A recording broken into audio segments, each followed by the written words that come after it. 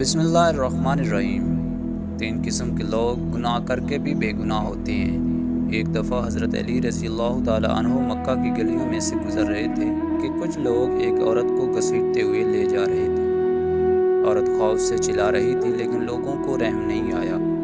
حضرت علی رضی اللہ تعالیٰ عنہ نے لوگوں سے پوچھا کہ کیا ماجرا ہے، تو لوگوں نے بتایا کہ اس عورت نے زنا کیا ہے اور حضرت عمر بن خطاب رضی اللہ تعالیٰ عنہ نے اسے سنسار کرنے کا حکم دیا ہے، اس لیے ہم اسے سنسار کرنے کے لیے لے جا رہے ہیں۔ حضرت علی رضی اللہ تعالیٰ عنہ نے ہجوم سے اس خاتون کو چھڑایا اور لوگوں کو بھاگ جانے کا کہا۔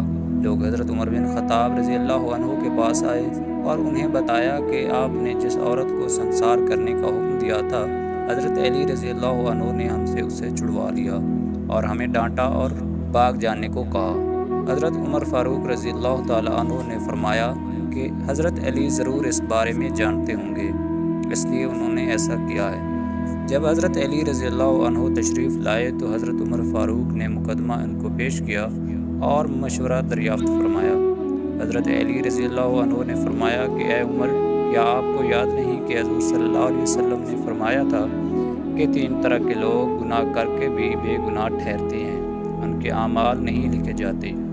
حضرت علی رضی اللہ تعالیٰ عنہ نے فرمایا کہ وہ 3 لوگ یہ ہیں: پہلا وہ شخص جو سویا رہا یہاں تک کہ بیدار ہو جائے، دوسرا وہ شخص جو نابالغ ہو یہاں تک کہ بالغ ہو جائے، تیسرا وہ شخص جو ہوش میں نہ ہو، دیوانہ ہو۔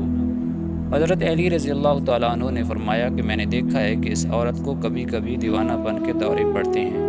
تو حضرت عمر فاروق نے فرمایا کہ میں نے بھی حضور صلی اللہ علیہ وسلم کی یہ حدیث مبارکہ سنی ہے اور اس عورت کو رہا کر دیا۔